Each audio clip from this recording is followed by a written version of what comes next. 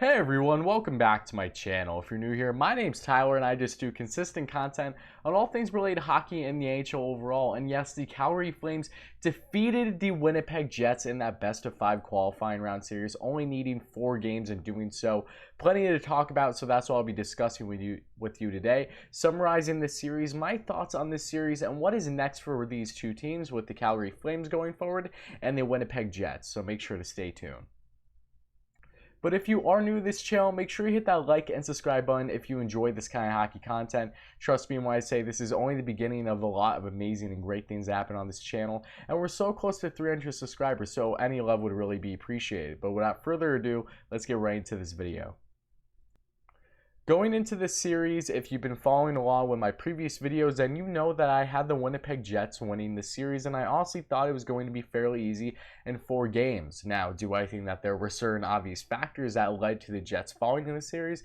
I do, but I should not discredit the Calgary Flames by any means in this, because they played lights out and really kept the Winnipeg Jets on their toes the entire way, and really it just goes to show that even without the likes of having Mark Scheifele and Patrick Laine, the Flames, I think, still would have competed every which way against them if the Jets had a fully healthy lineup. But there is no doubting what led the Jets to fall, with, of course, their leader, besides Blake Wheeler and Mark Scheifele, their top centerman, falling down only 2 to 3 minutes into the first game with a very gruesome looking injury. He obviously needed help off the ice, and there's still a lot of controversy behind it as to how it happened. Is Matthew Tkachuk at fault or not? So if you're a fan of the Jets or the Flames, please let me know in the comments below what you truly think happened there, because I honestly can't pick one side over the other. It was so bizarre, but it does look like Scheifele is dealing with a lower body injury, most likely an Achilles injury, and there are plenty of fans out there that believe that his Achilles was cut or hurt from Tkachuk's skate going up and hitting the back of course, Scheifele's leg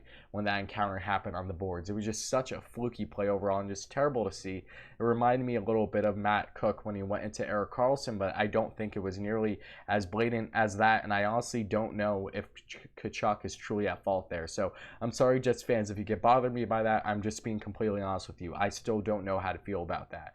But Scheifele out of the series as quick as that, and then towards the end of the game, in that game 1, Patrick Laine goes down dealing with a wrist injury that he endured from going along the boards towards the end of game 1, and they both haven't been in the lineup since, and that clearly created gaping holes in this Winnipeg Jets lineup that were desperately looking for offense that couldn't get it at times.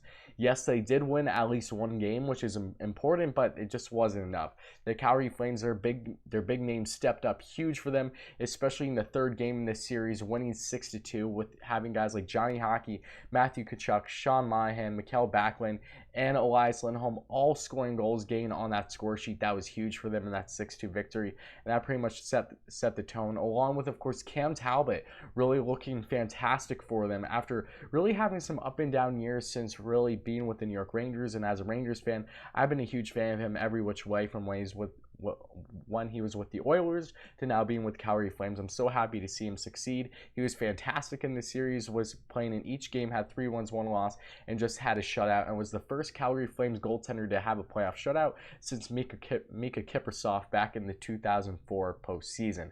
Ridiculous there, but let's get into more numbers here. You have for the Flames, their point leaders were, of course, Sean Monahan with 5 points, and then Andrew Mangiapane right behind him with 4 points, and then Johnny Hockey stepped up in this series too, which was ginormous for them.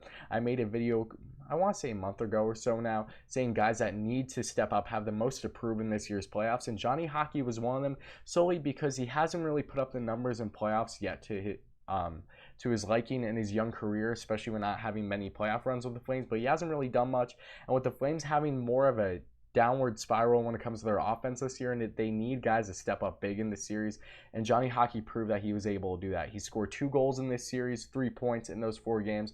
Awesome numbers there. Matthew Tkachuk got a goal, and you know, you love him or hate him type thing, but he is definitely a great player to have on your team, because he is definitely more than, say, a quote-unquote goon that some people may call him. I don't think he is at all. He reminds me of Brad Marchand, where you absolutely love to have him on your team, and you absolutely love to hate him when you go up against him, but he's perfect for that playoff type mentality. But then when you get to the Winnipeg Jets, yes, they had some guys step up. I thought Nikolai Ehlers looked strong in the series. I thought Kyle Connor would have been nice to see a little bit more out of him, but he also didn't have Laine or Scheifele alongside him, so that definitely factored into things because he had a fantastic year. But Adam Lowry actually led the way in points for them in this series, which was surprising. He had 3 points, and then, like I said, Scheifele and Laine went down, which was unfortunate. I think that really led to a lot because there was no doubting how much better this Calgary Flames offense was than the Winnipeg Jets in the series. It wasn't even close. The Jets only scored 6 goals in these 4 games versus the Flames, who had 16 goals. A 10-goal differential. That is absolutely ridiculous. But look, the Flames they outplayed the Jets. It's as simple as that. And I really thought the Jets were going to have a deep playoff run this year. So seeing this happen was really unfortunate. I feel bad for the Jets. I'm sorry, Jets fans. And for Flames fans, I'm really happy for you. You haven't had really much of a playoff run in quite some time. So I hope for your guys' sake that you do try to have a deep one this year. It ain't going to be any easier for you, though, because you will be going up against the first seed coming out of that round robin in that Western Conference. So whether it be the St. Louis Blues, the Colorado Avalanche, the Dallas Stars, or the Vegas Golden Knights, whoever that first seed may be, good luck. I wish you all the best because it will be a tough series for sure. But Cam Talbot looking strong, making David Rittich ride that bench, and that's fine. They're both 2 very solid goaltenders, but I'm so happy for Talbot going forward. Should be interesting to see. Maybe we'll finally get a Battle of Alberta in this year's playoffs. Who knows? That would be amazing. And I've done videos talking about the playoffs too when it comes to rivalries. But look, the Jets, it is very unfortunate. You know, their time is now, and their window is starting to close for sure. Connor Hellebuyck had a Vezina winning season, in my opinion. He definitely deserves to win the Vezina. He was lights out all year long with a subpar defense in front of him, of course. But I think with this Jets team, now they have a chance at Alexis Lafreniere, that first overall pick.